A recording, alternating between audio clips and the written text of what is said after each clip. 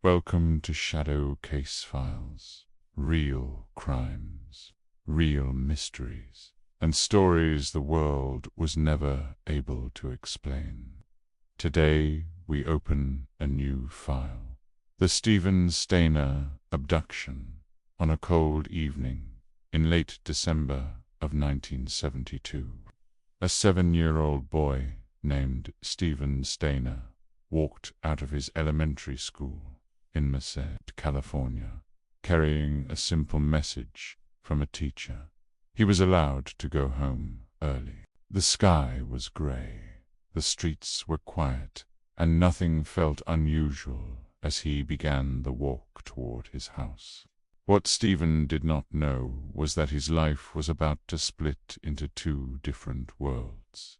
The one everyone remembers, and the one he was forced to live in for the next 7 years. A white car slowed beside him on the road.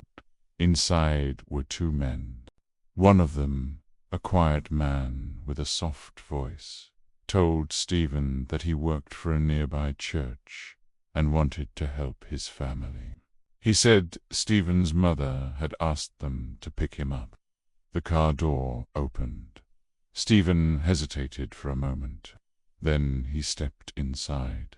The door closed. The car disappeared down the street, and the boy was gone. Stephen was taken to the home of a man named Kenneth Parnell, someone no one in the Stayner family had ever heard of. The house was small, isolated, and strangely quiet.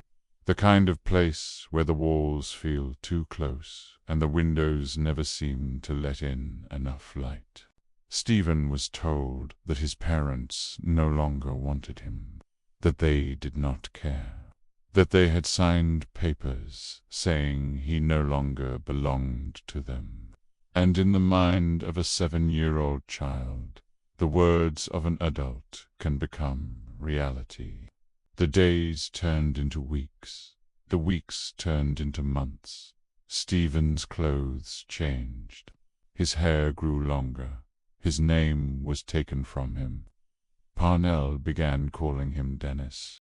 He stopped going to school. He stopped being seen outside except under controlled circumstances. And slowly the world began to forget that Stephen Stayner had ever existed. Over the years, Stephen grew taller, older, quieter. He was taken from one location to another, moved just enough so no one would notice him. Motels, rented cabins, a few isolated houses with thin curtains and lonely rooms lit by a single lamp. He was kept close, controlled, manipulated, shaped into someone Parnell could use. Stephen tried to escape several times, but each attempt was met with threats, fear, and the same message repeated over and over: no one wants you back. Back home, the Stayner family kept Stephen's room the same. His school photo stayed on the wall. Every birthday passed like a shadow. Every Christmas felt quieter. His mother refused to move anything he had touched. His father searched, waited, and hoped. They lived in a kind of frozen time, unable to grieve but unable to heal.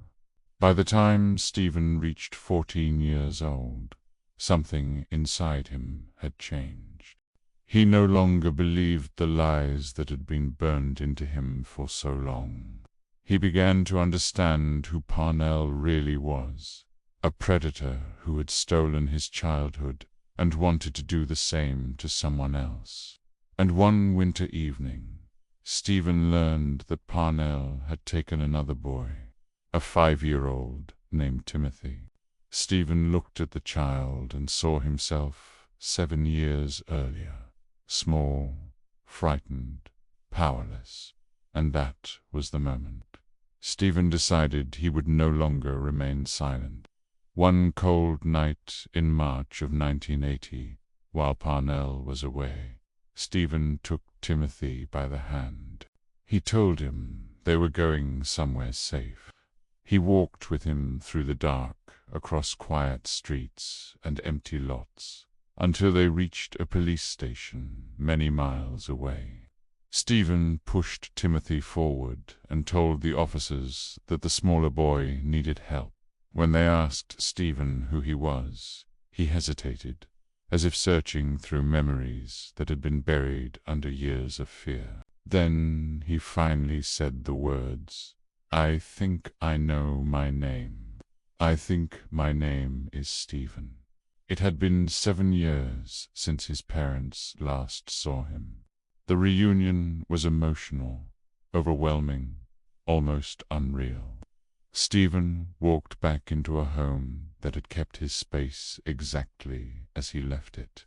His siblings were older, taller, quieter. His parents' faces carried years of worry. Stephen tried to fit back into the life he had been taken from, but he was no longer the boy who left school one winter afternoon. He was someone else now, someone shaped by fear, survival, and years of silence. He struggled with simple routines. School felt too loud. Home felt too quiet. People expected him to return to normal. But what is normal when your childhood was rewritten by someone else? Stephen tried to hide his pain behind a calm expression, but the truth stayed inside him like a shadow that never stepped fully into the light.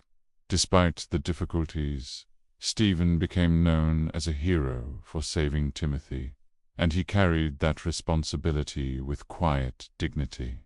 But life was not kind to him afterward. He faced years of confusion, trauma, and difficulty adapting. Still, he kept trying to rebuild what had been taken from him. Then, in 1989, 9 years after his escape, tragedy struck. Stephen died unexpectedly in a motorcycle accident. He was only 24. A life stolen, returned, then lost again. The boy who had saved someone else never had enough time to save himself. Today, his story remains one of the most heartbreaking and powerful abduction cases ever recorded. A story of loss, survival, and the quiet strength of a child who grew into a young man determined to protect someone else from the dark world he had been forced to endure. Some cases haunt because they have no ending. Others haunt because even the ending cannot heal what was taken. Stephen Stayner's story is one of them. Thank you for watching Shadow Case Files. If you want more real mysteries, real crimes, and stories that stay in the dark long after they end, subscribe and join us for the next investigation.